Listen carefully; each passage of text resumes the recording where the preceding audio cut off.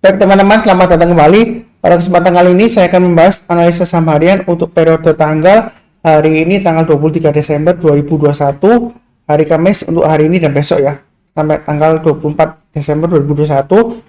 Jadi seperti biasanya saya akan bahas totalnya ada 16 saham. Saya akan bahas langsung yang bagian pertama 8 saham. Saya mulai langsung dengan Arto. Jadi Arto kemarin sudah saya bahas ya. Jadi yang rajin nonton pencatat ya, selamat ya. Jadi saya sudah sebutkan, jangan terlalu takut mengenai resistennya. Memang 16875 ini resisten sebelumnya yang cukup kuat. Jadi kalau dia berhasil breakout, yang berminat buy high sell higher silakan ya, sudah saya sebutkan. Ini garis berikutnya kan 17375 sudah tercapai juga ya. Jadi apakah masih bisa naik Pak Sunar? Kemungkinan naik masih ada ya, karena uptrendnya dia baru saja breakout. Tetapi perlu dicatat di sini ya, dia sebelumnya service lama, dia breakout 2 hari, kemudian berikutnya masih bisa naik tapi dia koreksi lagi ya. Jadi ada kemungkinan setelah naik dia mungkin koreksi dulu sebelum dia naik lagi ya. Tapi tidak menutup kemungkinan dia masih bisa naik lagi sampai target price-nya di 18.225 atau yang saya sebutkan di video sebelumnya 19.050 dan 20.000 ya. Jadi sejauh ini uptrendnya Arto masih cukup bagus, volumenya juga mendukung ya. Yang mau buy high sell higher silahkan. Ini saya sudah sebutkan garisnya 17.375 ya, harusnya tambah lagi. Pasang aja stop loss-nya di 17.375 dan 16.875. Itu bagi yang berani buy high sell higher ya. Kalau yang mau pasang trailing stop ya silakan pasang di 17.375. Yang misalnya kalau mau buy on weakness, sebelumnya memang saya sarankan di 14.500 ya. Nah, karena dia sudah breakout, saya naikkan jadi area buy on weakness saya naikkan di 15.500. Artinya kalau misalnya dia koreksi lagi di bawah 15.500, belinya kalau dia sudah berhasil naik ke atas 15.500 kita beli ya, naik ke atas 16.000 tambah lagi dan seterusnya. Memang sebelumnya dia service-nya lama, kemudian dia berhasil breakout ya. Ya itu kurang lebih untuk Arto ya. Jadi jangan lupa pasang trailing stop dan stop loss. Jangan terlalu takut mau buy sekarang. Kalau yang berani buy high sell higher silakan ya, tapi jangan terlalu banyak. Nanti naik lagi ke atas 17.800 tambah lagi, breakout ke atas 18.225 tambah lagi ya. Target price-nya di 19.050 dan 20.000 sampai 21.000 ya. Itu kurang lebih untuk Arto ya. Mudah-mudahan aja dia sukses naik ke atas. Kurang lebih cukup ya untuk Arto ya. Selamat lagi yang bagi yang sudah buy ya, ngikutin saya ya. Oke, berikutnya NATO. NATO sudah saya sebutkan di analisa saham harian kemarin ya. Jadi masih boleh buy ya. Yang belum buy mau buy sekarang boleh. Memang ini masih sideways. Sideways-nya saya ingatkan memang cukup lebar ya, di area 675 sampai dengan 780. Ya, seperti itu ya. Naik ke atas 715 sebenarnya dia masih potensial untuk buy. Target berikutnya di 750, 780, 800 dan 850 ya. Itu kurang lebih untuk NATO ya. Jadi sideways-nya memang lebar ya. Dari Agustus sampai November ya, sampai Oktober akhir ya. Kemudian dia breakout sideways lagi. Jadi ini dia masih konsolidasi istilahnya di jalur uptrendnya. Memang harus sabar. Perlu saya ingatkan lagi resistennya terdekatnya memang di sini hanya di sini di 765 dan di sini 780 ya. Memang sebelumnya gagal ya. Tapi kita jangan terlalu kaku, dalam arti kalau sebelumnya gagal bukan berarti kalau kali ini dia gagal lagi bakalan turun lagi, enggak ya. Ada kemungkinan masih ada breakout ke atas, masih bisa ya. Jadi pasang aja trailing stop dan stop loss ya. Kurang lebih cukup untuk NATO. Berikutnya untuk BBRI. Memang saya sudah sebutkan sebelumnya untuk pembahasan BBRI ya. Jadi BBRI ini memang kalau di bawah 4190 dia masih resiko ya. Ini masih cenderung lesu, masih testing area supportnya 4000. Jadi kalau mau buy sekarang boleh saja, tapi jangan terlalu banyak ya. Lebih baik tunggu kalau dia berhasil naik ke atas 4190 buy, naik ke atas 4280 tambah lagi dan seterusnya. Karena arahnya ini masih ke bawah ya. Sideways tapi cenderung mengarah ke bawah ya. Jadi hati-hati karena dia dalam perjalanan downtrend ya. Jadi sebelumnya memang trend naik tinggi, kemudian dia koreksi sideways, kemudian dia cenderung bergerak turun ya. Jadi jangan terlalu agresif, pasang trailing stop dan stop loss ya. Lebih cukup untuk BBRI. Berikutnya untuk MLPL. Di MLPL sudah saya bahas juga di analisa saham kemarin juga ya. Jadi ini sebenarnya masih potensial. Memang Mas Sunar kemarin itu naik sampai 430, kemudian dia koreksi dalam 390, hari ini rebound lagi. Apakah nanti bakal turun lagi? Sudah saya sebutkan memang sideways-nya dia lebar ya. Di antara sekitar kurang lebih 350 sampai 430-an naik kurang lebih ya.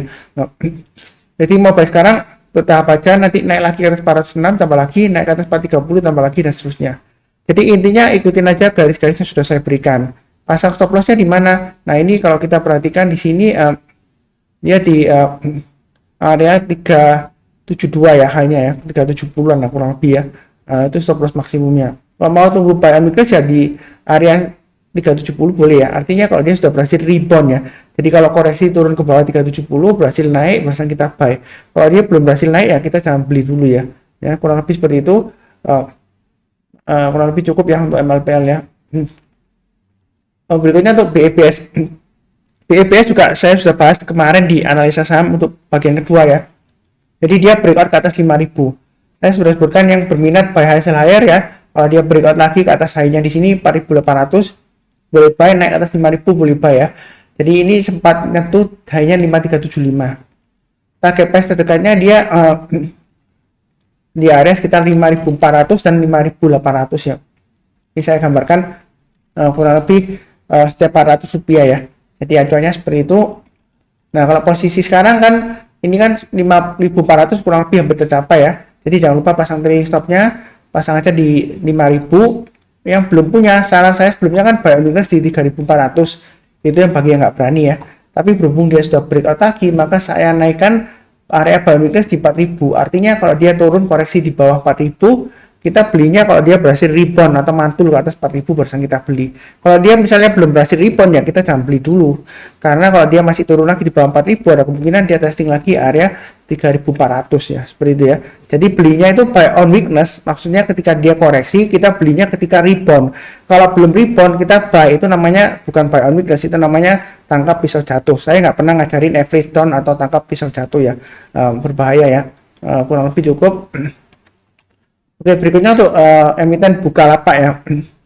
Jadi untuk Bukalapak ini memang sudah saya sebutkan sering banget ya bahas ya. Harga IPO-nya atau initial public offering-nya ya, ketika dia pertama kali masuk bursa ya, itu kan di harga 850 ya. Kemudian dia sampai ini euforia IPO dia naik sampai tertingginya di 1325. Kemudian dia berangsur-angsur koreksi, sideways lama, koreksi, sideways lama, koreksi lagi, ini sideways ya. Nah, posisi sekarang saya sudah sebutkan semua saham IPO yang berdasarkan pengalaman saya dari tahun 2013 ya, kalau harganya di bawah 6 bulan ya atau di bawah 1 tahun itu harganya di bawah harga IPO-nya ya, dia kan kecenderungan terus resiko turun ke bawah ya. Jadi jangan sekali-sekali beli. Kita belinya kalau dia sudah berhasil naik ke atas harga IPO-nya. Nah, kalau dia turun dalam di bawah harga IPO-nya berarti kita patut mempertanyakan kenapa. Apakah berarti valuasinya waktu IPO berarti terlalu mahal ya, seperti itu ya. Baik secara fundamental maupun secara teknikal nggak langsung ya, seperti itu ya. Rasio kan, karena kalau bicara mengenai harga saham murah atau enggaknya biasanya ada rasionya antara fundamental dan teknikalnya. Contohnya adalah PE rasio ya, price earning ratio itu rasio antara price-nya, harga teknikalnya dengan fundamentalnya yaitu earning-nya. Kalau dirasa memang terlalu tinggi atau PBV-nya, price to book value-nya terlalu tinggi, ya dia akan koreksi ya. Jadi harga IPO-nya itu sebagai acuan. Kalau dia masih banyak, kita masih belum tahu harga keseimbangannya berapa. Ini buktinya masih jatuh. Nah, seperti itu ya. Jadi yang sudah punya, kalau misalnya sudah terlanjur beli, pasang aja stop loss-nya di 426. Kalau yang mau buy, misalnya Pak Suntar, saya mau spekulasi buy on weakness untuk investasi. Ya, kalau kita perhatikan di sini 525 adalah resisten terdekatnya ya. Kalau dia berhasil naik ke atas 525 barusan kita buy. Itu bagi yang berminat untuk buy on weakness tapi resikonya cukup besar karena dia masih di bawahnya jauh lebih harga IPO. Jadi jangan berpatokan murah Pak Sunar. Harga IPO-nya 850. Katanya ada yang harus hold 6 bulan kan, yang pegang sahamnya harusnya boleh jual, yang sebelumnya pesan banyak di IPO. Nah, berarti bakalan dinaikkan ke atas. Jawabannya belum tentu ya, seperti itu ya. Jadi kita jangan terlalu berpatokan acuan ikutan orang lain atau perusahaan lain ya. Ya mungkin perusahaan lain ada yang beli sahamnya di 850 waktu IPO, tapi mungkin saja mereka ada deal-deal khusus dengan pihak internalnya Bukalapak, kita gak akan pernah tahu ya. Ya, terkait yang hubungannya dengan saham yang dia beli atau enggaknya, mungkin aja dia jual di harga bawah sekali ya, bisa aja walaupun dia belinya di 850, tapi mungkin dia mendapatkan keuntungan lainnya ya, kita nggak akan tahu ya apa yang dia dapatkan investasi dia selain dia beli secara IPO-nya. Mungkin ada yang lain-lainnya di belakang itu kan kita nggak akan pernah tahu ya, seperti itu ya. Kejadiannya atau deal-dealnya. Jadi kita jangan terlalu berpatokan acuan, oh beli sekarang nanti pasti ada yang lepas, yang punya big money yang beli saham di atas, di harga IPO kan, di atas di harga sekarang kan, di atas harga sekarang, wah sangat kecenderungan wah pasti untung karena yang beli banyak itu bakalan nggak mungkin mau jual rugi ya, belum tentu ya, seperti itu ya. Itu kan pendapat kita sendiri. Nah, kalau ada deal tertentu khusus ya kita kan nggak akan pernah tahu ya.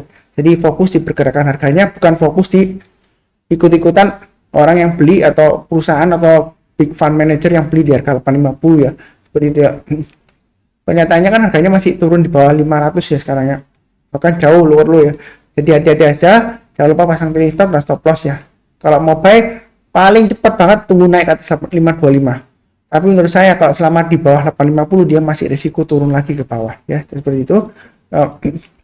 Berikutnya untuk TCPI. Jadi sudah saya sebutkan, ini sudah saya bahas di analisa saham harian ya, ketika dia akan breakout, dia breakout, saya bilang masih bisa naik lagi karena saya berpedoman pada analisa teknikal. Itu dasarnya ya, salah satu dari 3 dasar pilar dari analisa teknikal. Yang pertama adalah harga saham itu terbentuk dari permintaan dan penawaran. Jadi kalau permintaan lebih besar daripada penawaran, harga akan cenderung naik. Sebaliknya kalau permintaan lebih besar daripada permintaan lebih kecil daripada penawaran, maka harga akan cenderung turun ya. Jadi kalau permintaan lebih besar dari penawaran, harga cenderung akan naik. Permintaan lebih kecil daripada penawaran, harga akan cenderung turun ya. Yang kedua, tren akan tetap berlangsung kecuali kalau ada konfirmasi pembalikan arah. Itu yang prinsip dasar dari analisa teknikal yang kedua. Jadi kalau uptrendnya masih bagus, dia masih bisa naik lagi ya, seperti itu ya. Nah, kita lihat target di sini adalah 10.500, berikutnya lagi 11.800 ya. Jadi belinya bertahap aja, mau buy high sell higher sekarang boleh ya. Jadi naik lagi ke setiap lipatan 100 tambah lagi ya. Kalau dia breakout ke atas 10.500, jangan ragu-ragu untuk buy up atau tambah lagi ya. Kalau yang sudah punya pasang trailing stopnya, kalau kita perhatikan ya, high-nya kemarin kan di 10.175. Jadi kita bisa pasang trailing stopnya di 10.175. Kalau dia turun di banyak itu lebih baik jual dulu sebagian, kalau turun lagi ya jual dulu semuanya. Nah, untuk area buy on weakness kita bisa tunggu di area 9.400. Memang sebelumnya saya kasih info di 8.950 karena dia sudah breakout higher high. Kalau yang nggak berani buy sekarang, tunggu koreksi ya, tunggu di area 9.400. Artinya kalau misalnya dia koreksi di bawah 9.400, kita belinya kalau dia sudah berhasil rebound ya. Jadi kalau mantul barusan kita buy, kalau dia belum mantul atau rebound ya kita jangan buy. Ada kemungkinan dia testing lagi area support berikutnya sekitar 8.825 sampai dengan 8.950 ya. Jadi ini uptrendnya masih cukup bagus. Mau buy high sell higher sekarang boleh, tapi buy-nya bertahap aja ya. Kalau takut ya, setiap lipatan 100 tambah lagi dan seterusnya ya. Itu untuk TCPI. Berikutnya untuk TNCA. Jadi TNCA sudah pernah saya bahas juga. Ini masih bisa naik ya. Ini kan target Fibonacci extension 161,8% sudah tercapai. Target berikutnya di sekitar 3.450 ya. Jadi ini masih bisa naik lagi, volumenya naik, pembelian asing juga naik ya. Nah di sini memang saya sebutkan ini khusus bagi yang berani resiko tinggi karena fluktuasinya dia tinggi ya. Dia mulai aktif transaksi volumenya banyak itu sekitar tanggal 15 ke atas ya. Nah, transaksinya volumenya mulai naik, turun kemudian naik breakout tinggi ya. Jadi kalau kita perhatikan di sini kan untuk TNCA buy high sell higher, yang berani resiko silakan ya. Targetnya masih bisa di 3450. Kalau nggak berani ya saran saya tunggu aja di area sekitar ini ya, 1.900 sampai 2.000-an ya. Jadi kalau dia koreksi turun di bawah 2.000 atau di bawah 1.900, belinya kalau dia sudah berhasil naik ke atas 2.000 ya. Itu yang mau buy high sell higher, yang mau buy on weakness ya. Jadi ketika dia koreksi weakness ya, kalau dia rebound ya kita buy. Jadi seperti sebelumnya ini ya, dia naik tinggi kemudian beberapa hari sampai beberapa minggu ya ini koreksi, kemudian dia berhasil rebound lagi ya. Jadi kita strateginya juga sama, tunggu buy on weakness di area sekitar 2.000-an. Kalau dia berhasil rebound atau naik ke atas 2.000 barusan kita beli. Ya, seperti itu kurang lebih. Sejauh ini cukup ya, saya sudah bahas 8 saham. Nanti berlanjut ke bagian kedua untuk 8 saham yang lainnya. Jangan lupa nonton untuk part 2 ya, seperti itu ya, untuk bagian kedua ya. Bentar ada pengumuman, saya lupa sebutkan ya.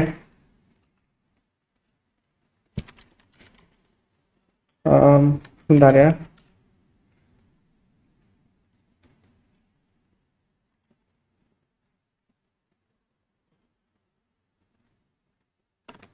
Jadi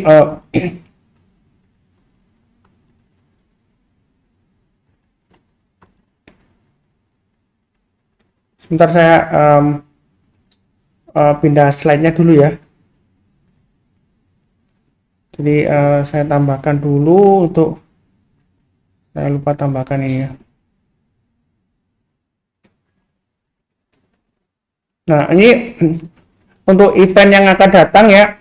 Jadi Kontan mengadakan event Market Outlook 2022 pada tanggal 28 Desember 2021 ya.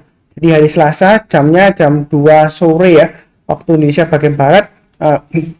Jadi di sana akan dibahas mengenai saham-saham juara ya, yang untuk tahun 2022. Jadi diperkenalkan dulu oleh ekonom Universitas Indonesia Pak Budi Frensidi ya. Beliau adalah expertnya di pakar ekonomi dari Universitas Indonesia ya. Dan saya juga akan membawakan mengenai saham-saham spesifik yang benar-benar bagus fundamentalnya, yang mana kalau misalnya ya, saya nggak mendoakan sih, semoga aja yang semuanya terbaik ya.